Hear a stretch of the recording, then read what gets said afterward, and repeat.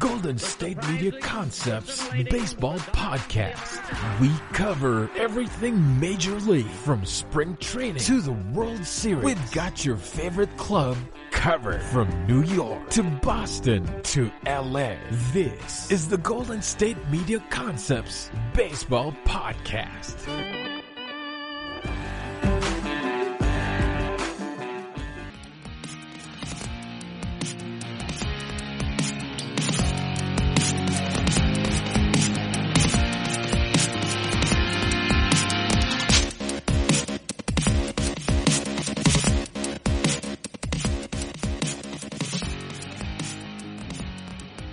Hello and welcome into another edition of the GSMC Baseball Podcast, brought to you by the GSMC Podcast Network. I am your host, as always, Kevin Mahalik, and this is episode number 191 of the Baseball Podcast here on Monday, May 25th. Happy Memorial Day to all you listeners out there today, honoring the U.S. military, both past and present, who have served and given their lives for this great country here. We thank you very much for your service. We honor you. Happy Monday. Happy Memorial Day. We appreciate everything that you're doing for our country out there. And in that respect, we want to give a thank you to all the essential personnel, making sure we continue to run here as a country, all the healthcare workers, police workers, firefighters, grocery store workers, pharmacists, whoever you are out there. If you're working, trying to keep America rolling forward, we thank you as well. But welcome in. We got a great show lined up for you here today. A bit of an update here early on in regards to the MLB and MLBPA discussions. Then we'll get into some draft conversation, discuss some all-time wins above replacements war for Major League Baseball, who's at the top of the list there. And then we'll conclude the episode looking at who has hit 4 home runs in a game and discussing that a little bit further in detail. But right off the top here, just where are we at, how we doing, what's going on in regards to Major League Baseball and their return to play proposal. Well, when it comes to health and safety standards, the Players Association looked at the proposal, put together a little bit of a rebuttal. Apparently, according to sources, the communication has been cordial. The MLB PA is just looking for some questions and some clarifications further on some information, digging in, giving some pushback. Hopefully, the players want to get a little bit of a leash there when it comes to moving forward and the facilities they can use, showers, hot tubs, cold tubs, things like that. There is communication potentially that all major league stadiums could install a testing lab, so to speak, within the stadium with immediate result testing, which would allow for players to get tested on site.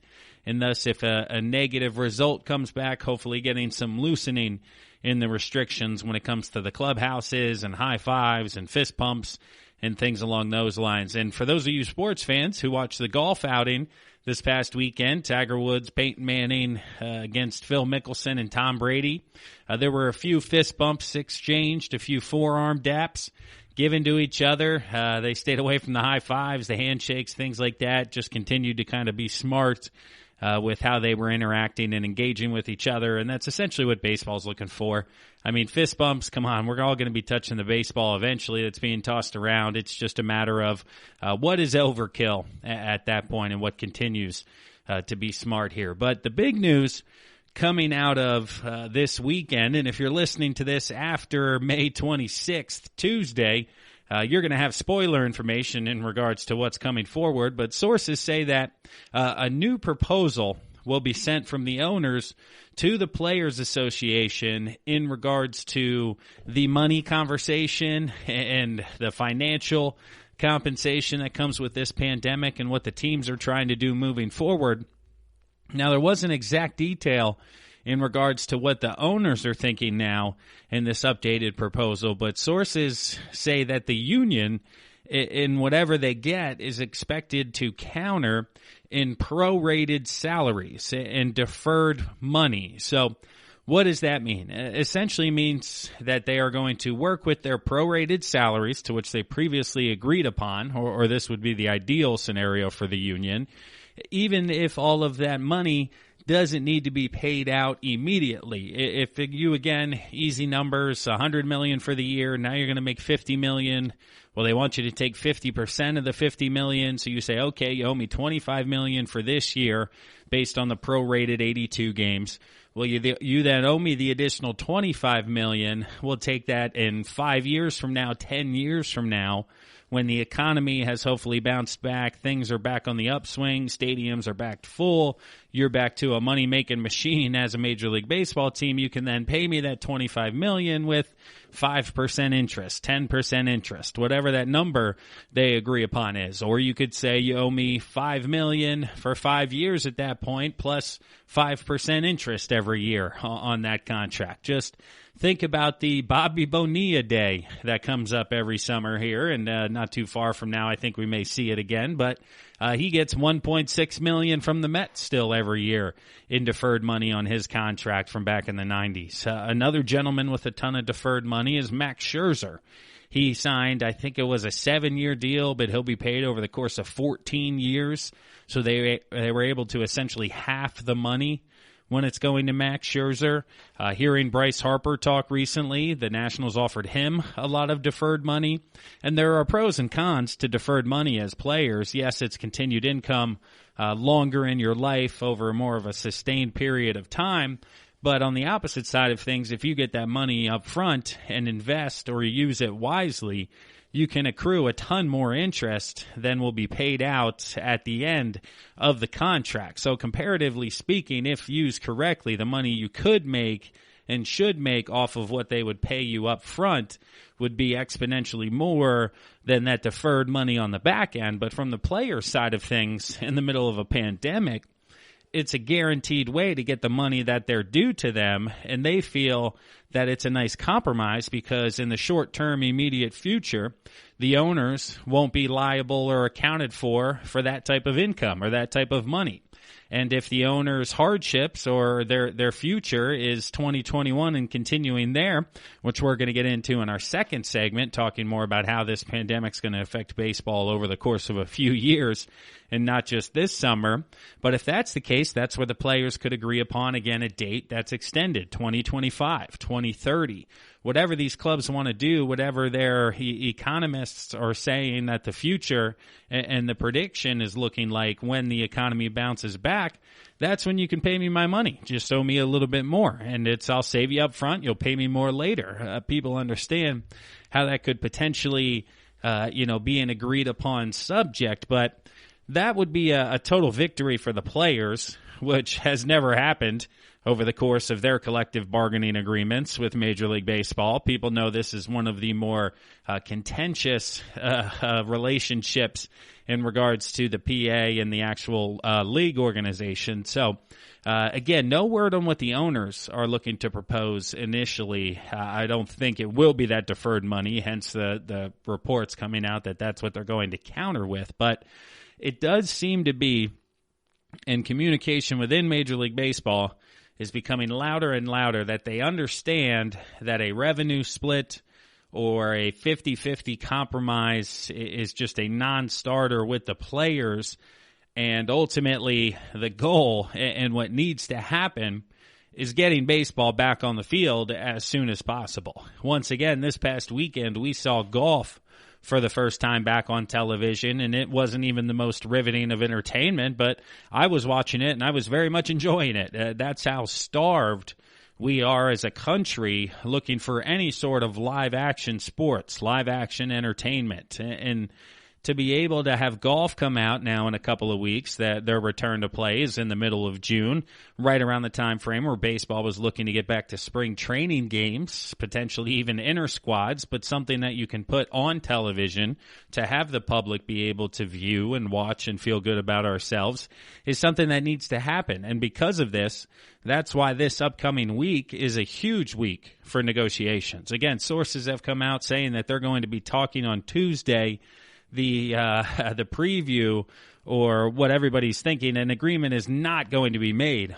this Tuesday, but it is a great first step in regards to communication and bridging the gap over the financial, problem that we're dealing with right now. And again, the goal is to have this done by the end of May, and that is next Sunday. If it lingers into Monday, Tuesday, Wednesday, sure, not a problem. But the unofficial, deadline, so to speak, is essentially June 1st. They're looking to get something hammered out here over the course of the next week. So if the talks Tuesday go well, hopefully they can snowball forward into Wednesday, Thursday, Friday, and by the weekend be able to iron out some sort of agreement that would bring baseball back here in 2020. But the financial conversation, it's more complicated as well than 2020. It goes into 2021 and free agency and minor league baseball, and how is that involved, and how do we do all of this moving forward. And that's what we're going to discuss coming up here in segment 2, is how this pandemic is going to have implications beyond just 2020, and there's definitely going to be fallout into 2021, not only with the on-the-field product and the player side of things in regards to potentially the DH coming on full-time, time limits, things like that, but also on the business side of baseball. We've seen a few dominoes start to fall already, and I think that's going to be a continued pattern as we get into 2021. It's not going to happen immediately just because the optics are not going to be great and the public reaction is not going to be outstanding. But if they continue into 2021, as we get 6 to 12 months here, with potentially limited or no fans in the stands, there's going to be a much deeper conversation to be had. So stick around with us. We're going to pause right now for a word from one of our sponsors, one of our sister shows within the network. But when we come back, we're going to continue to talk about how the coronavirus is affecting baseball and how this agreement that they could potentially reach here in the next week will have future fallout as well as just this summer. So stick around. I'm Kevin Mahalik. This is the GSMC Baseball Podcast. You really can't underestimate the importance of having the right creative work for your brand or your product. Whether it's a logo, a website, a book cover, or an ad campaign, you really need a quality design to make that big difference pop and deliver your overall engagement and success in a competitive market. That's where Design Crowd comes in. Design Crowd has over 750,000 designers from Sydney to San Francisco ready to help you with awesome creative ideas. They make crowdsourcing work for you. So if you need a logo or you're working on your creative branding, you can go to designcrowd.com and post a brief describing the design you need. And then within about 2 to 7 days, you'll receive up to over 100 different designs from designers around the world. Then you pick the best design and approve payment to the designer. So you're only paying for the design that you want.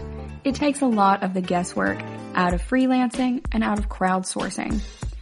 And you don't have to be a huge company like Harvard Business School to use Design Crowd, although they have used it as well.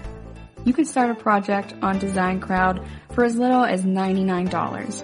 And if you go right now to designcrowd.com/health and wellness or enter the promo code health and wellness on their website, then our health and wellness listeners will receive up to $150 off of your design project. That's designcrowd.com/health and wellness or entering that promo code health and wellness. This is your ultimate stop for everything sports. The Golden State Media Concepts Sports Podcast. Should I say more? From the NFL, MLB, the NBA to MMA, it's all in here. The Golden State Media Concepts Sports Podcast. Listen now.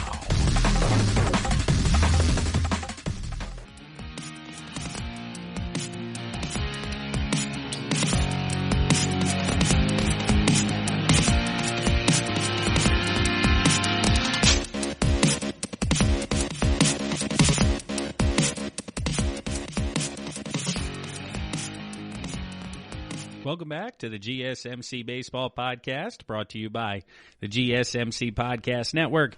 I am your host, Kevin Mahalik, and this is episode number 191 of the Baseball Podcast. I appreciate each and every one of you listening out there today. Do me a quick favor, head to social media, head to Facebook, Instagram, Twitter, check out the GSMC Podcast Network as well as the Baseball Podcast. If you're into whatever you're into, it doesn't matter what you're into. GSMC has a podcast for you, whether it's news, money, books, movies, music, politics, entertainment, sports, college football, soccer, whatever you're into. There's a podcast for you within the network, which means there's a social media page followed to that one as well. Within the Baseball Podcast, we like to post articles, updated information. You can find all of the previous podcast episodes. Again, this is number 191. So if you want to check back to the last 190 or so, give those a listen. The links are online on our social media pages. And wherever you're listening to this, quick, give us a 5-star review. Rate the podcast as well. If you get those on Apple Podcast, I'll read them here on the show. We can communicate back and forth. If you guys have a question or comment, post it there. We'll air it here on the show. Spotify, Stitcher, wherever it is, wherever you're listening to this. We appreciate each and every one of you out there. But we're continuing our conversation here in this second segment around the agreement between MLB and the MLBPA that they are hoping to come to over the course of the next week here at the end of May.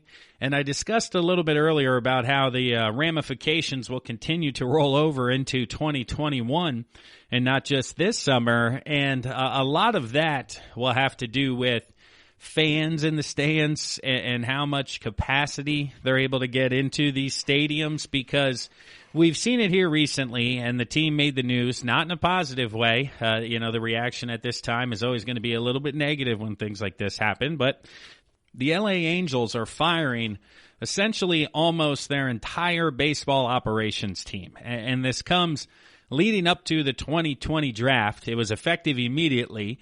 And then they also let their cross-checkers or national scouts, and the term cross-checker within the baseball industry essentially means those scouts at a high enough level where they will go across regions to cross-check, quote-unquote, the regional or local scout to either confirm or deny the report that they're giving and the move that they could make in the draft. So they're allowing these individuals to continue to work through the draft and continue to look through these prospects and do their job and be expected to work long, hard hours for the next 2.5 weeks until the draft takes place. But then ultimately, those workers will be furloughed 24 hours afterwards, 48 hours afterwards. It's just not a great look, but ultimately I do think it could be a little bit of a sneak peek into the future. And that's once again based on the fans. But if you're not allowed or you can't have fans in the stands and the revenue is lower than they think it is, and again, continuing to look at cost-cutting measures, the number one area they could cut is player salary. Well, if that is agreed upon once again and they're deferring money later on, well, the next step and the next logical area that baseball operations will look to cut money is within internal employees. And what is the easiest ways to cut people or to cut money within this time is in the scouting department. Again, here in 2021, 2020, analytics are taking over. And yes, Moneyball, the movie with Brad Pitt, showed us that it's a cross or a balance between human sight, human intuition. Is he a good ball player? Is he a good teammate? What kind of worker is he? Is he going to do well in the community? Is he going to fit in within the culture? And then the analytics of he hits XYZ, drives in this many runs. This is what the statistics say. This is how fast he runs. This is how high he jumps. It's the marriage between those two that ultimately is what is most effective. But for a cost-cutting measure, leaning towards the computers and the analytics and getting rid of the human aspect of it is going to save you a lot of money. So the way Major League Baseball and the scouting world has continued to evolve and blow up to the point where you have local scouts, you have regional scouts, you have international scouts, then you have scouts cross-checking all of these scouts. And yes, the employee's salary may not be exponentially high, but the cost of doing operations, you're a scout in New York, you're flying out to LA to cross-check one individual, then you got to head up to Seattle to cross-check another guy, then you head over to Denver to cross-check a third guy, then you do 4 guys in a week, you have 4 flights, 4 hotel rooms, 4 cars, thousands and thousands of dollars with multiple individuals doing this, rolling through pretty much every week, even in the fall when it comes to scouting high school players. College players are doing inter-squad. They're on campus, not really being able to be scouted. There's a lot of pro days in the fall, so you're going from watching high school kids and showcases and tournaments, then going to fall local college campuses to see high-end talent and ultimately where you think you're going to go. And with travel restrictions, with health standards, not being able to fly, you're going to need a lot more scouts regionally if you're going to need scouts at all. Is baseball going to be happening on a local level, on a high school level, to the point where the games are going to be played to an exponential amount that you're going to need the type of scouting services that you did in the past? Are these perfect game or blue-gray types of high school scouting operations going to be able to maintain and continue to operate like they have in the past with health standards and all of these kids coming from all of these different locations, backgrounds, contacts, then standing next to each other to run 60-yard dashes or to throw from the outfield to showcase their arm? If these types of showcases aren't happening, then you don't need the scouts to attend and you can roll back further in your employee distribution. It's just a long, difficult conversation that internally within baseball and cost-cutting measures is going to continue to happen. So, yes, this year, teams like the Philadelphia Phillies and I think upwards of 10 to 15 other teams have said they are going to pay their personnel. They're going to work through it. But then you're going to get into the offseason of whatever the 2020 offseason is, whether it's November, December. And it's almost going to be a resetting point for baseball, in my opinion. It's going to be, hey, we just made it through, hopefully. We just made it through a season. We were able to crown a World Series champion. We made the best of a worse situation. Okay, now we have 8 to 9 months to figure out where we're going to be heading into 2021. Where are we at financially? Where is the country at from a health standard? What are we looking at when it comes to a vaccine? We're still years away from a vaccine. We haven't made any progress. Well, then that's going to lead to different conversations than if the initial trials of the vaccines come back positive and they're thinking within 90 to 120 days we're going to have some sort of cure, so it's everything back to normal when it comes to the fall. You're going to be vaccinated or checked for the vaccine when you ticket scan, however they're going to be able to correlate that and look at, yes, you have been vaccinated. Is that going to be a thing? Are they able to discriminate, quote unquote, against people who are against vaccinations and don't take it? Are they still allowed in the stadium? And then within essential personnel, we haven't really even gotten into the conversation. We've talked about it in the past, but 2021 free agency, even 2020 free agency. Yes, this offseason, people like Mookie Betts, JT Realmuto, Francisco Lindor are coming up on free agency and looking for $300, $400 million. Well, some teams, and I believe the top of the market and ultimately the locations that would have paid them originally, are still going to be financially stable enough to offer them contracts like that. The Phillies still have enough money and operate at a certain level to where paying JT $20 to $25 million is still going to be doable, even with a financial loss in 2020. But if you take a loss in 2020, then you're looking at a potential loss in 2021. The free agency class following 2021 isn't going to have a lot of money guaranteed to it already. And looking at 2021, there's already $3 billion locked in for salaries across Major League Baseball, and that's without the top free agents. So if Mookie gets $300, JT gets $150, whoever gets $150, you're looking at another $500 million to be tied across in guaranteed salaries. Our owners going to want to do that, knowing that looking forward financially, they're going to take another huge loss in 2021, and you're not looking at 2022 until you're maybe breaking even or looking at running for a profit, making a profit on the year. It's a fascinating conversation that's going to continue to evolve and continue to progress forward as the health and standards do of this virus and where we're at as a country. So that's a conversation that's going to continue for the next 6 to 12 months, but very much a little bit of it will be decided this next week when the players and owners come to an agreement on compensation, because I think it's not only going to affect this summer, but future summers as well, with potential contracts and deferred money and everything along those lines. But that wraps it up for the second segment here of the GSMC Baseball Podcast, brought to you by the GSMC Podcast Network, We're going to pause for a word from one of our sister shows, a word from one of our sponsors here. But when we come back, we're going to be talking MLB draft. We're going to discuss the top-end prospects, where everybody stands a few weeks before the draft, ultimately what I think of these guys, who's going to do well, who could rise to the top. It's going to be a quality conversation. So I am Kevin Mahalik. This is the GSMC Baseball Podcast. Stick with us, everybody. You really can't underestimate the importance of having the right creative work for your brand or your product. Whether it's a logo, a website, a book cover, or an ad campaign, you really need a quality design to make that big difference pop and deliver your overall engagement and success in a competitive market. That's where Design Crowd comes in.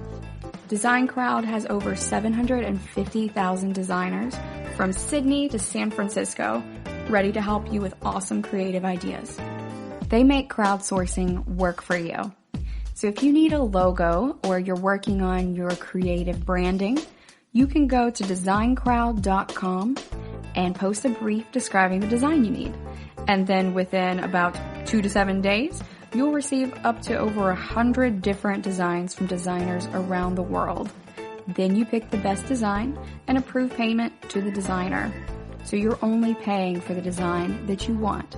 It takes a lot of the guesswork out of freelancing and out of crowdsourcing.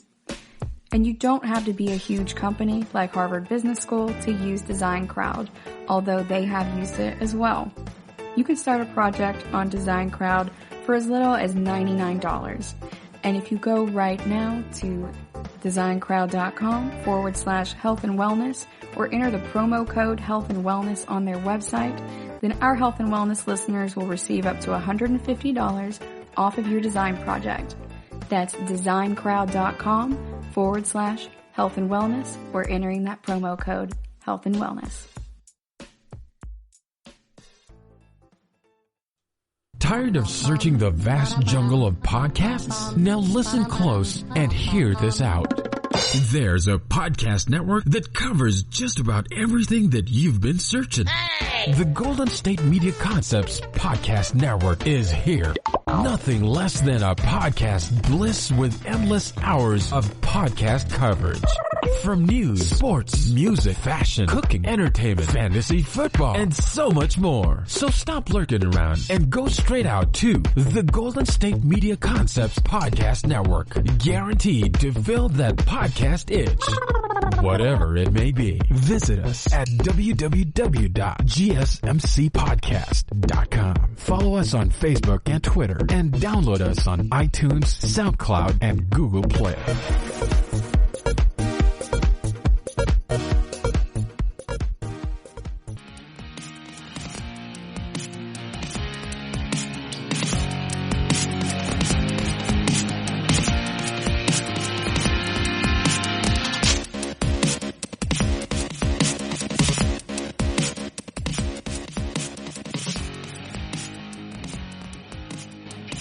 Hello, and thanks again for listening to the GSMC Baseball Podcast, brought to you by the GSMC Podcast Network.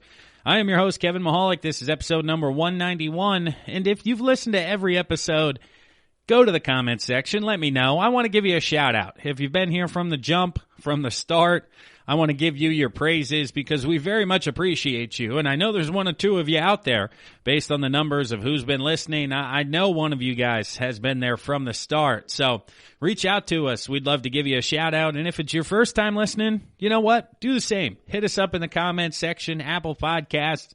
Go to Facebook, write us a comment, DM me on Twitter, whatever it is. Hit me up. First time listening, we'll give you a shout out on next week's episode, this Thursday's episode as we're moving forward. But we appreciate you listening out there. This is the third segment of the baseball podcast. We're talking Major League Baseball draft. Here in this segment, it's coming up now in just over 2 weeks moving forward. And the conversation at the top of the draft is really between two guys for number one overall pick. And a brief reminder of the order here, top five or so prospects we're going to dive into in a little bit more detail. We'll see how deep we get here as time allows. But the Tigers at number one, the Orioles at number two, the Marlins, followed by the Royals, Jays, and Mariners. So really no, direct correlation on who needs what. The Orioles, the Tigers, they could take a little bit of everything. The Marlins could take a little bit of everything. So, they could go pitching, they could go hitting.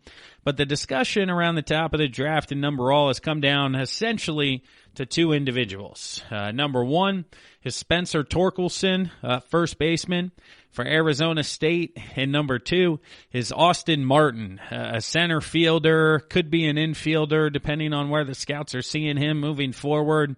But it looks like Spencer Torkelson, I think is how you pronounce it, is the favorite, so to speak, going into the draft. And Spencer was not drafted out of high school, so really developed at Arizona State, listening to some interviews with some coaches at the collegiate level. I believe it was the Arizona coach who said he's so happy to see Torkelson graduate and move forward, that they don't have to face him anymore, just due to his power overall. And that seems to be one of the top traits in the overall draft, even if he doesn't go number one or number two. Here's a quick quote from a scout. Torkelson is as major league ready as any player I've ever seen in my entire life with his bat. If you want to take him and put him in the major leagues right away like Bob Horner, you could. Everything he does in the batter's box is elite. He takes pitches, walks, hit for power, hit for average. It's like watching a Major League Baseball player in college. So a very riveting review for Torkelson, and ultimately first base is a little bit of a hamper when it comes to number one overall. You ultimately kind of want to stay up the middle as best as you can. Similar to football, build baseball teams from the inside out. So on the mound, catcher's position, shortstop, center field is kind of your go-to high-end level talent if you can get it. And that's part of the argument that is being made for Austin Martin from the Vanderbilt perspective. People are saying that he could be the fastest to the majors. Even though Torkelson could have the most major league ready bat, Austin Martin's overall game could align him to be a quick riser through the minor league level. People think that he could be ready to contribute as a number one or two hitter at the top of the lineup. So not a power bat, outfielder, potential third baseman, but not a 30, 40 home run looking kind of guy, more in that 15, 20, 25, potentially 30 as the game continues to evolve, but certainly seems to be more of a gap-to-gap type of hitter. So the Tigers and Orioles both could use the talent. It's a matter of whether or not the Tigers go with more of the top-end total raw package in Torkelson and his offensive power, or the more overall type of game, gap-to-gap opportunity that Austin Martin presents. And then the Orioles at number two most likely take whoever wasn't chosen at number one. So similar to the Rams-Eagles debate with Goff and Wentz, well, it was an easy decision at number two for Carson Wentz because the Rams made it for us at number one. Then you get into the Marlins, Royals, and Blue Jays at 3, 4, and 5 here. The next three guys, the next prospects I want to look at are all college arms. We got a couple of righties and a lefty. Asa Lacy, left-handed pitcher for an A&M. SEC baseball, obviously positive for the resume, but these other two, one out of Georgia, one out of Minnesota, all big-time college baseball. But Lacy, people are trying to compare him to Chris Sale, Robbie Ray, Patrick Corbin. Lacy struck out 46 batters in 24 innings last year, so almost 2 per inning in the SEC. Nasty stuff from the left side of thing. His repertoire, low to mid-90s fastball, a slider that is elite according to some grades within the scouting world. Those are the top two. He does throw an off-speed, change-up, splitter type of pitch, but really a two-pitch pitcher when it comes to fastball slider as his elite above average, which gets him to the top of the draft. And left-handed pitching at an elite level is really what teams like. We saw A.J. Puck make it out of Florida from a few years back. He's been a quick riser throughout the minor league level just due to the mid-90s power and the above-average off-speed stuff off of that. The next two guys, a couple of righties, Emerson Hancock out of Georgia and Max Meyer, right-hander out of Minnesota. Max Meyer, a smaller guy. He's a little bit of a Sonny Gray type of individual, but the arm strength is absolutely there. He touches the upper 90s, sits kind of mid-90s. He's got a nice slider, one of the best secondary pitches in the whole draft. Some people have labeled it as the top off-speed pitch in the entire draft. Long-term hope for Meyer as a frontline starter, but they do think he could take some time in the minor leagues to tweak some of his delivery, get his changeup a little bit more consistent. But with the athlete that he is, with the top two power arm of 95, getting upwards of 97, and that elite slider, above average slider, teams think down the road he could be a plus for them. So when you get to number 3, I don't know if Miami's looking to wait that long or if they're going to be more on that lefty out of the SEC. So you go 4-5, Royals, Jays. I think the Royals may be more inept to take a shot on Max Meyer, which leaves the Toronto Blue Jays going with Emerson Hancock out of Georgia. 3 pitches above average. Hancock, low to mid-90s fastball, changeup, slider. The best changeup of the bunch out of the guys we talked about, but ultimately not to that elite level where it's putting him above and beyond his competitors here and his fellow conferenceman Lacey out of A&M. But Hancock, he's a high-quality pitcher. He's going to be a number 2 or number 3 in the big league rotation moving forward. That's where scouts see him. Not that ace quality, but solid depth, above average. Lance Lynn is who I'm picturing in my head here over the course of these past couple of years. Yeah, he's had his ups and downs, but when Lance Lynn is on, I think that's what you're going to get from Emerson Hancock. And then the next 2 guys, the top 2 high school guys on the list here, we have Zach Veen. He seems to be the consensus top high school bat. And then Mick Abel, the top arm out of high school, as a potential option. These tend to make more sense in this 6-7 range with the Mariners and the Pirates as they continue to a long-term rebuild and rebrand. But Veen, an outfielder, it looks like he could be headed to the University of Florida, but it very much looks like he's going to go top 10 here. So should sign in the draft, head right to the minor leagues. The only thing with the high school kids, obviously, there's a little bit more risk involved because you don't know how they're going to continue to grow and mature, both as a person on and off the field. So, but early comparisons to Jason Worth, everybody loves to put a tag on, well, who is he the next of? The next so-and-so. Well, Jason Worth, bigger body, broad shoulder frame, kind of lanky, but enough bat speed to be a potential middle-of-the-order bat when he puts it all together physically. And then Mick Abel, right-handed pitcher out of high school.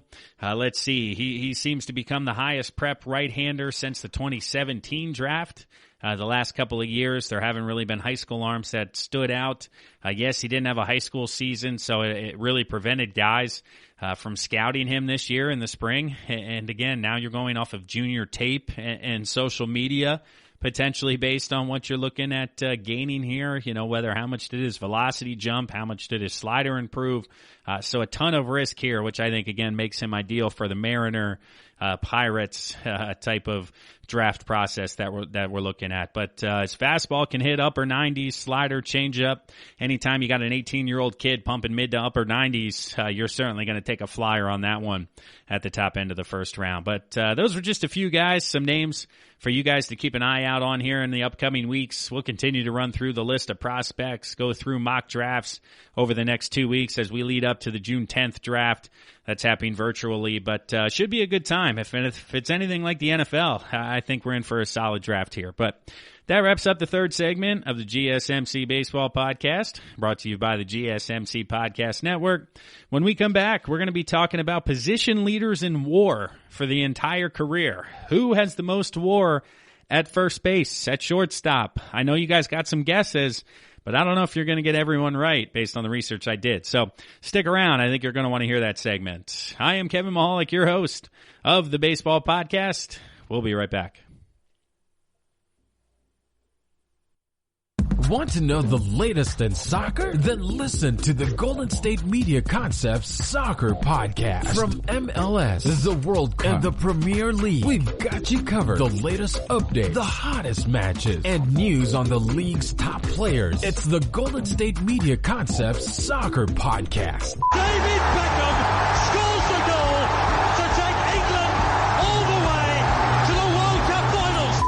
Torkelson now.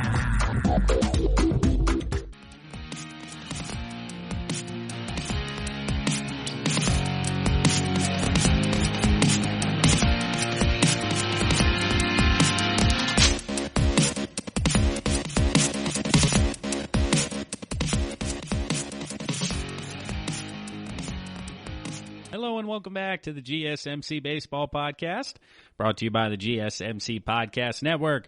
I am your host, Kevin Mahalik. This is episode number 191 of the Baseball Podcast. I appreciate each and every one of you guys listening out there.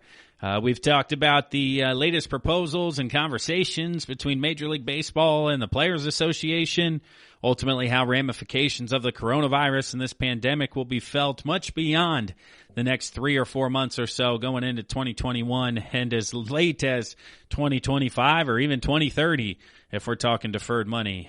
But we then previewed the MLB draft, the top 7 or 8 prospects, ultimately where we think they could fall and who could draft them early on. We'll continue to roll through that as we move forward. But for right now, I was looking at things to talk about, what kind of conversations can we have, and I was basically looking at who's the best player to play each position and what justification can I use or explanation for the ranking. And basically I said, okay, for WAR, which is wins above replacement, a relatively new statistics.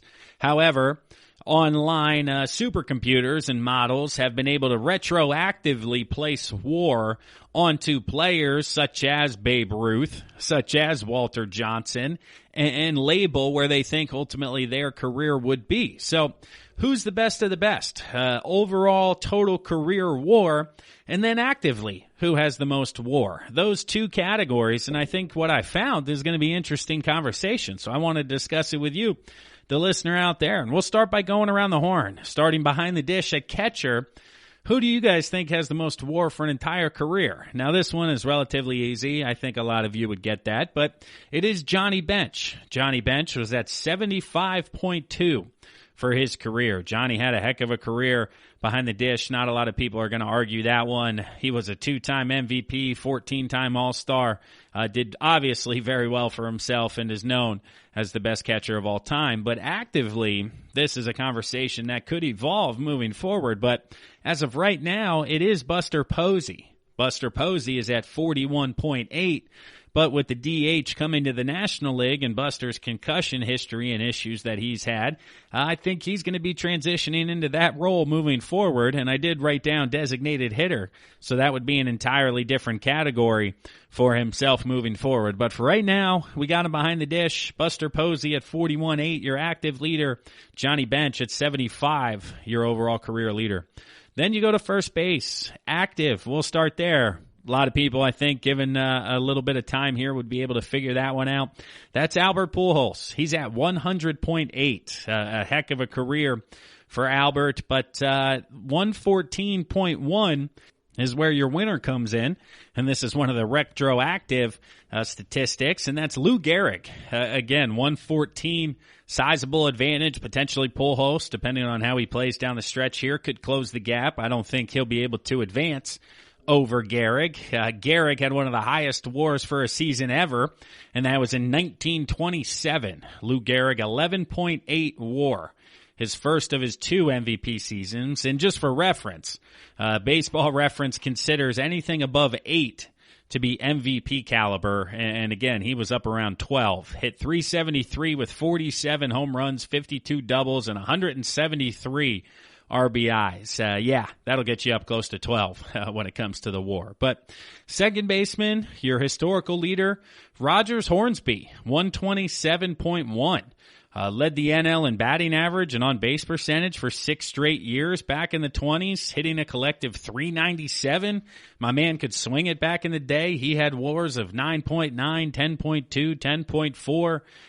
Just a real standout that I was very interested in learning more about. But your active leader at second base, Robinson Cano, he's at 68, obviously getting nowhere close to Hornsby, but a good career for Robbie Cano. Going over to third base here, Mike Schmidt is your career leader overall at 106.9. obviously known for his power, but his excellent defense, his 10 gold gloves weighed heavy into the WAR, posting a 5.0 or better 14 straight years. Just a really, really good, long, solid career.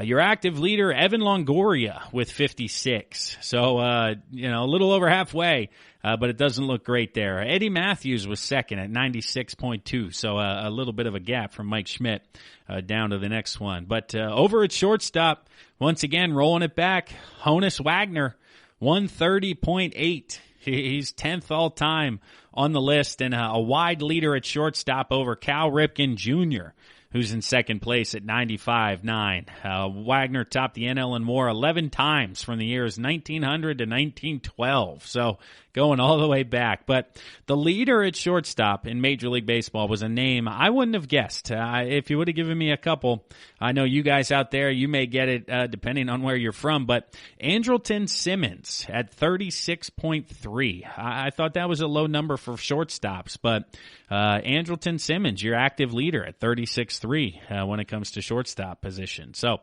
continuing around to left field, this one a little bit of a no-brainer. Barry Bonds, 162.8. Now, is that the highest of all time? There's an asterisk with this one as well. Barry loves the asterisks, but 162.8 is the highest ever for a position player, and that's where we'll put the asterisks. A position player only, I guess, I'm giving you even more clues. Position player only, 162.8. The next closest left fielder is Ted Williams, who had 121.9, so one of the higher numbers we've seen on the list. But Barry Bonds just happened to dwarf him with at least 12 seasons of 8-0 in the WAR column. Again, that's MVP elite style. So we'll bounce around, but we'll get back to what I was talking about just now. Center field, all time, Willie Mays, the Say Hey Kid, 156.2. He was just all around a heck of a superstar. 10 or more seasons. Let's see. He produced 10 or more WAR in 6 seasons, tying him for Hornsby for the second most all time when it comes to position players. Leaving late in his career, putting up huge numbers. But this is one that may be run down. We'll have to wait and see. The active leader, Mike Trout, 72.8. And again, he's put up ridiculous numbers pace-wise when it comes to the WAR. And if you put a 5 WAR over 14 years for the career, that's another 70, and he's at your 140s. And again, MVP level is anything above 8, and WARs of 10 to 11 for Mike Trout aren't unknown or uncharted waters. So if you average 7 in that time span, then you're looking at 98, and all of a sudden you're up there with the best to ever play. Potentially Barry Bonds is 162. So we'll have to keep an eye out on that over the course of the next decade, but certainly an awesome conversation to start to have here. So in right field, Babe Ruth, and now here it comes, 182.5. Now, what do you mean? 182 is higher than Bonds' 162. Well, Babe Ruth got 20.4 from his time as a pitcher. So only as a position player, 162.1 for the great Bambino. Again, Barry Bonds, 162.8. The Bambino, as strictly a position player, 162.1, but you add in his 20.4 on the mound for a total WAR of 182, and that gets him to the highest WAR of all time. By far the most in history. When it comes to that list, we're going to get to who's next on the list when we get to the mound part of things. But Babe Ruth, your WAR leader at 182. Again, not only for his hitting aspects, but his pitching. Ruth reached the 10 WAR mark 9 times as a position player, and he had more than 12 in 19, 21, 23, and 27, which is ridiculous. The only other right fielder with more than 100 is Mel Ott at 110.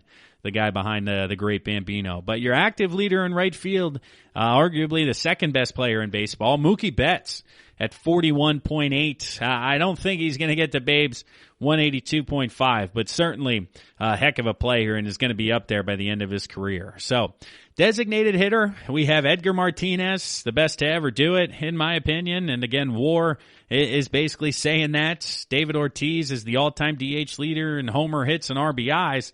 Martinez beat him in WAR 68-55. David Ortiz has 55, so just didn't do it for as long or as at an elite level as Martinez did, but still a Hall of Famer and should get in. So your active leader when it comes to designated hitter, again, this one, what? But Shohei Ohtani, 6.5. Only 6.5 for your active leader for designated hitters. Just a wild fascination for people who say, obviously, how much they bring to the game. Well, actively, not a lot of wins above replacements when it comes to their performance. So, wrapping it up with one pitcher here or a couple guys to discuss. Walter Johnson, from a starting pitcher's perspective, 164.5. If you mix in a couple of more, you got Cy Young at 165.7. Walter Johnson at 151 on the mound, but with his bat as well, adding 12.7. Those are your top two, the all-time history books from a pitching perspective. And your active leader, Justin Verlander, at 71.6. Justin's had a tremendous career of extraordinary length, not slowing down, still competing for Cy Youngs every year, so I expect that number to continue to increase. But what was your biggest surprise? What was your biggest takeaway? There were a couple in here. Like I said, designated hitter actively, Shohei Ohtani at 6.5. Your active shortstop leader, Adrielton Simmons at 36.3. Who do you not agree with? Who do you think was better than one of these guys? Is anybody better than Lou Gehrig? Do you have anybody to argue with Mike Schmidt?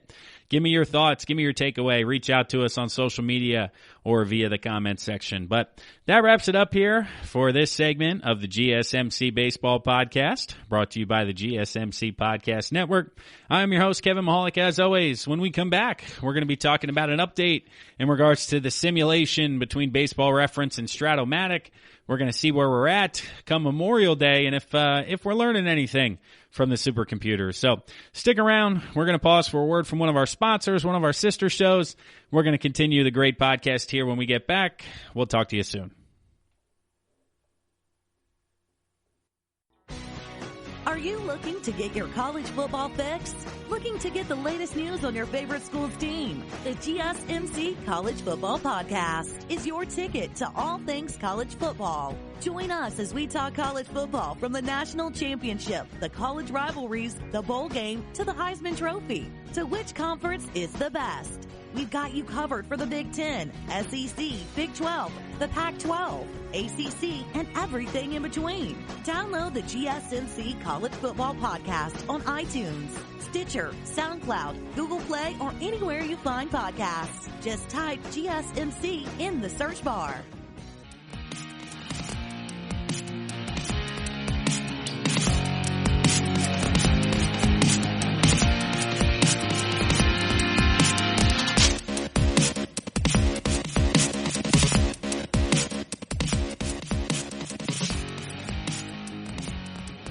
Hello, and thank you for listening to the GSMC Baseball Podcast, brought to you by the GSMC Podcast Network. I'm your host, Kevin Mahalik. As always, I appreciate each and every one of you listening out there for everything you're doing for the Baseball Podcast. We very much appreciate it. If you haven't done so already, head to social media. Check us out on Facebook, Twitter, Instagram. We're across the board here within the Baseball Podcast, as well as the GSMC Podcast Network. You can find myself on there too. Check me out, Kevin Mahalik. Give me a like, a follow, DM me.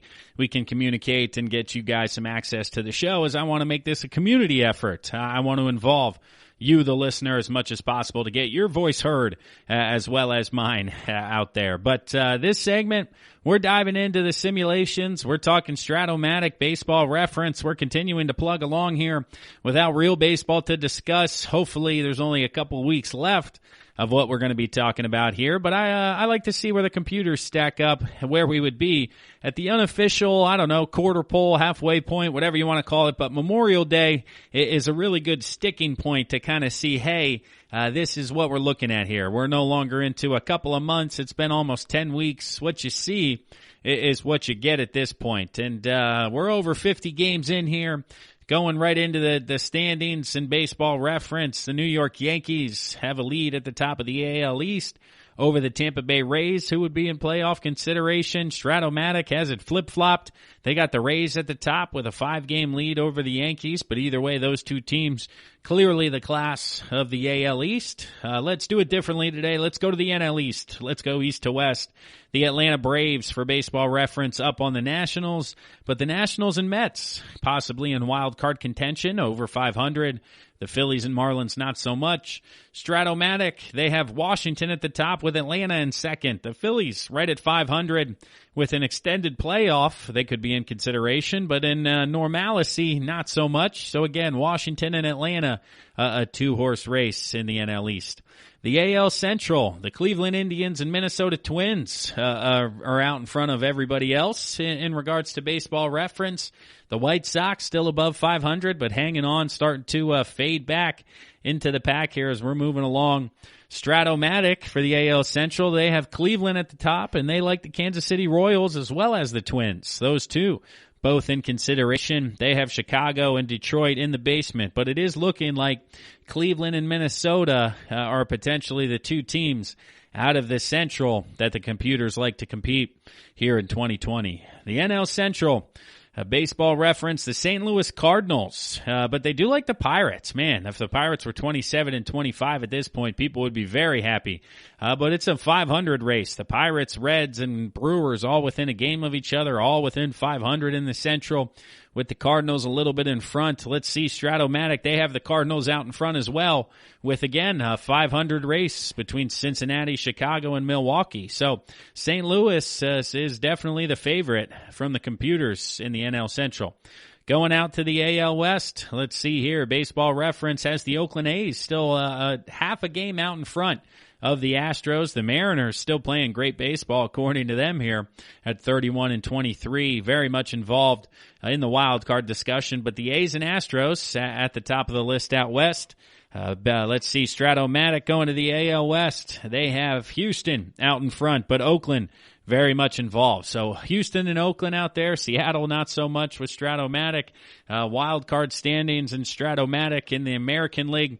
Oakland and Kansas City would be making the playoffs right now. Minnesota and the New York Yankees on the outside looking in. Minnesota half a game out, the Yankees 2 games back, but really a 4-team race. And if they expand to 7, a gap there to everybody else who's under 500 in the American League. Stratomatic on the National League side, they have Atlanta and San Diego currently as the wild cards. When we're talking about the NL West, they had the Dodgers and the San Diego Padres in regards to the West for Stratomatic. The NL West for Baseball Reference, Dodgers are the only team really to discuss there as we jumped over the NL West and went right into the wild card. I apologize for that, but talking wild card, San Diego forces their way into the conversation. Cincinnati and Chicago, both a half a game out. Arizona, Philadelphia, and Milwaukee would be flirting with extended playoff action right at that 500 mark there from a team perspective. But again, a little bit of the standard 2 teams per conference, per division, really standing out in regards to the Yankees, Rays, Athletics, Astros, whoever it may be. It'll be nice to see down the stretch if anybody separates themselves from a team perspective. But from an individual side of things, statistically speaking, is anybody going to hit 400? Let's ask Baseball Reference. They have Juan Soto at the top of the list, hitting 368 for the top average in all of baseball. Jose Altuve, 366. Ozzie Albies behind him. Tommy Edman at 360. Michael Brantley, 358. And Adam Frazier at 353, your top 6 in batting average. Didn't hear Francisco Lindor, but he tops the list for WAR at 3.5. So defensively, must be having a nice year for Francisco. Let's see here, bouncing around. Home runs, Pete Alonso leading the way now with 20. Nolan Arenado with 18, as well as Vlad Guerrero Jr. on the list with 18, continuing his long ball paralysis, and that's just what you're going to get from him. Max Kepler with 17, Cody Bellinger, Mike Trout 16, and so on, with a lot of individuals. From the RBI perspective, Yordan Alvarez, he's out in front. He jumped out early in the first couple of weeks with a ton of RBIs, and he's still leading the way with 62. Gleyber Torres with 48 behind him, and then you have Juan Soto, Francisco Lindor, and Kepler all in the high 40s as well. Let's see, stolen bases. Who's leading the league there? Malik Smith out of the Seattle Mariners, 26 of them. Alberto Mondesi for Kansas City has 18. Ozzie Albies has 17. And Jonathan Villar from Miami has 15 down there. So a good start for those guys on the base pass. But let's see Strat-O-Matic, the top average in the league. Araras for Minnesota, 363. He's followed by Edman at 360. Akiyama at 360, Reyes 349, so the average is a little bit lower from the Strat-O-Matic side of things. When we're talking home runs, a little bit more, 22. Soler with 22, Story with 22, and then Cruz, Bregman, Trout, 18, 16, 15. RBIs leading the league, Soler with 62. There you go, he's up in Yordan Alvarez conversation. Alvarez not on this side of the simulation. Nelson Cruz up there with 50. Strikeouts, Joey Gallo leading the way there. Can we see steals on this side of things? I'm not sure if we have those here. Stolen bases. There we go. Yelich, 19. Wow. Villar, he has 18 on this side. Mondesi with 15, so he's known as a speedster from the offensive side of things. But jumping over to the pitching mound, let's looking at Baseball Reference. WAR for pitchers. Max Scherzer at 3.3. He's high on the list. Walker Buehler, 3.0. Lucas Giolito, 2.8. Going over to the ERA, Walker Buehler now at the top of the list for Baseball Reference at 1.75. He's followed up by Lucas Giolito. We got Trevor Williams there at 2.16, but only two guys under 2. We do have two guys with 8 victories already as of Memorial Day. That would be a great accomplishment in real life. Max Scherzer and Shane Bieber for Cleveland and Washington. A few individuals with 7 wins. Looking at saves, tied with 14. Kenley Jansen, Aroldis Chapman, Will Smith. We have Diaz from Colorado and Gallegos in St. Louis. And then Scherzer leading the way in strikeouts. He may have one more start than Garrett Cole. He's at 113. Garrett Cole at 106. And then Walker Buehler at 102. They're over 100. And then Strat-O-Matic from the pitching side of things wins. Clayton Kershaw with 8. Duffy with 7. Garrett Cole with 7. ERA, Blake Snell 1.22. Still leading the way. Clayton Kershaw 1.63. Archer 1.95 for Pittsburgh. He'd ultimately be on the trade block if that was the case. Absolutely being looked to move there. But Urias at 2.30. They only have 3 guys under a 2 ERA on the mound here on that side of things. Let's see. Out of the bullpen, Kennedy with 18 saves leads the way. Kella with 17 in Pittsburgh. That's why they're out in front. Diaz with 16. Gallegos with 16 as we continue to move forward here. Let's see if we can find strikeouts. There we go. Blake Snell, 115. He clearly has one more start than Garrett Cole, who's at 98, and Jacob deGrom at 94. But Blake Snell, Dyson here on the Strat-O-Matic simulation. But that'll wrap it up for the 5th segment. That'll wrap it up for the computer video game talk when it comes to simulations, smart computers, supercomputers, whatever it is out there. But that's the closest thing we have to real baseball. I just like to see ultimately who's performing, who the computers think's going to have a good year, and then we can counter that with ultimately who does have a good year when baseball returns here in the coming months, because we're feeling good about the conversations that are being had. But that wraps it up for the 5th segment. When we come back, we're going to wrap up today's show talking about all the guys who hit 4 home runs in a game. Last episode, we talked about pitchers who had 20 strikeouts in a game. Well, now I went back and watched all the 4 home run games in Major League Baseball history, and that was a lot of fun. So stick around. We're going to pause right now for a word from one of our sponsors, one of our sister shows. But when we come back, we're going to wrap up today's episode, number 191 of the Baseball Podcast. It's going to be a lot of fun. Stick around.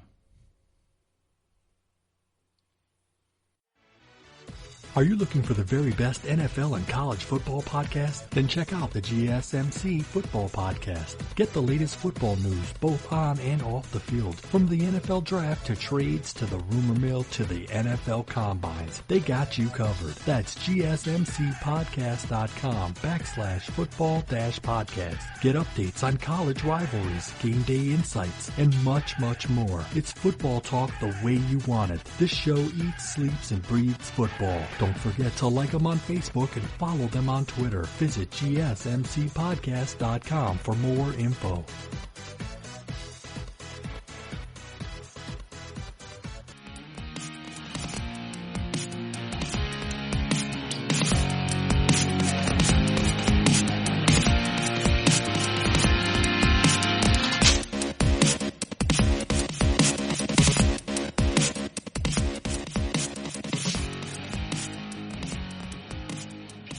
Hello, and thanks again for listening to the GSMC Baseball Podcast, brought to you by the GSMC Podcast Network.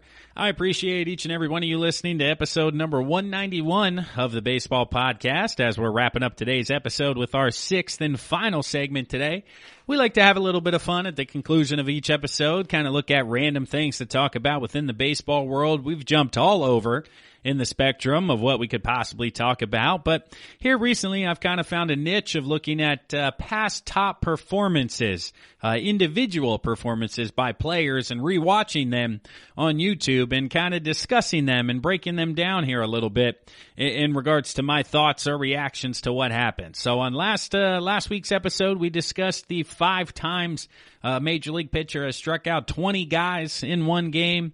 Well, I thought to myself, okay, from a hitter's perspective, what can we look at there? Well, nobody's ever hit 5 home runs in a game, or it could be argued whether or not it happened. It hasn't happened recently, I'll put it that way, but it has happened that guys have hit 4 home runs in a game. So I started diving in and saying, how many guys have hit 4 home runs in a game?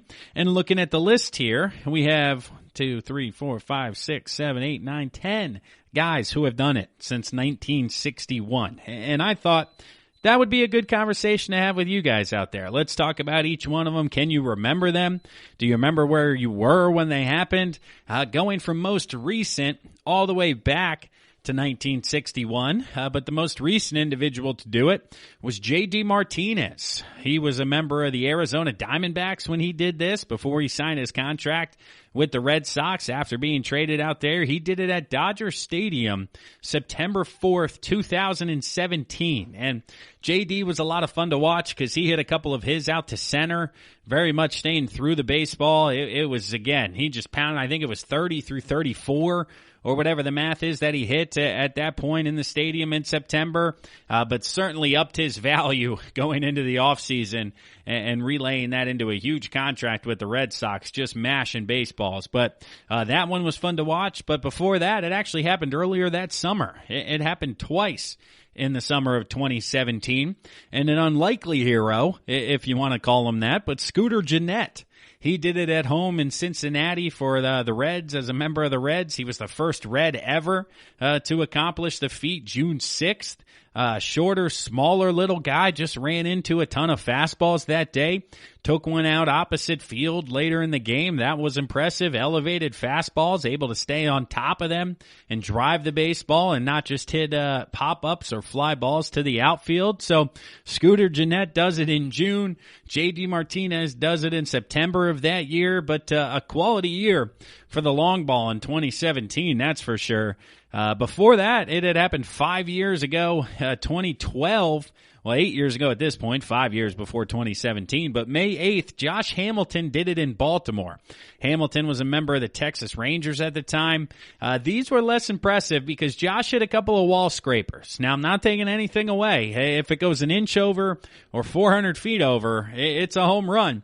But out of the 4, 2 of them were quite close and into the first couple of rows there. But on the road at Baltimore, Josh ran into a couple, and it was fun to watch him take them out the left field, center field, right field, kind of used the whole park that day in what obviously was a butt kicking of the Baltimore Orioles at the time there. So before 2012, though, so 3 times since 2012, but it goes all the way back to before that. So if you're looking at the math now, since 2003 or 2004, it's happened 3 times. That's kind of crazy over the course of 17 years that it's only happened 3 times, because Carlos Delgado did it as a member of the Blue Jays at home in September of 2003. His first home run that day was number 300 for his career, so it was pretty cool to kind of see he hits 300. Well, then he hits 301, 302, and 303, and it turned into a heck of a day for Carlos Delgado. But looking at the highlights and going, again, most recent to all the way back, this one stood out because Delgado pulled every one of the 4 home runs, whether it was a backdoor slider, an outdoor fastball, whatever it may be. He went out and he yanked it out to right center, right field, got under it, got up, and I used to love watching Carlos get into him. He could really let it rip when he ran into him back in the day, so that was fun to watch. There was a little bit of a spurt there because it happened twice in 2002, so it happens in bunches. One in 2003, twice in 2002. But Sean Green did it as a member of the LA Dodgers. He did it at Milwaukee back in May of 2002. If you guys remember Sean Green, kind of a bigger, longer, lanky lefty. He always had that follow-through, kind of that high start, which led to the follow-through where he would almost fall over into the plate or the other batter's box after he would hit things because he'd be so kind of top-heavy and leaning over. It was just kind of fun to watch that long, fluid swing from the left side that Sean Green would throw out there. And when he would run into him, he could get hot from time to time. But one that I did not remember and seeing the highlights of was like, wow, I forgot all about this, was May 2nd, 2002. Mike Cameron, as a member of the Seattle Mariners, I believe it was, did it at the Chicago White Sox. And Mike Cameron had a mini Sammy Sosa-like hop to him after he would hit a home run and he knew it was gone. It wasn't the full throttle kind of high heel click, Sammy click that we all know. It was just kind of a brief little hop, but it was, again, kind of the same motion, the same energy, the same effort that Slam and Sammy would throw out there. So watching Mike Cameron pop 4 of them against the White Sox as a member of the Mariners was like, dang, okay, Mike, go get yours. I was all about that. Sure thing. But then we get into kind of back in the day, quote unquote, for a millennial, so to speak, 1993 and before, really too early for me to remember in person. But this guy in 93, let's see, September 7th, Mark Whiten, or Whiten, I don't even know exactly how you say it. He did it at Cincinnati, but this dude was the first dude to have swag and do it. I think he was a member of the Cardinals. He would do bat flips each time. Every time he popped 4, he knew it was gone. He would swag out of the box, drop the bat.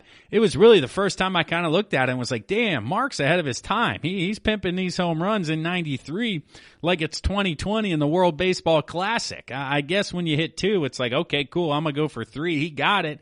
He let him know he got it. He clearly went up with one intention in his 4th or 5th at-bat to get number 4. He got it, and he swagged it and pimped it out again. And I was all about it for Mark down the stretch there. So check that out on YouTube. Mark Whiten, or Whiten, in 93 hitting 4 home runs. It was pretty cool to watch.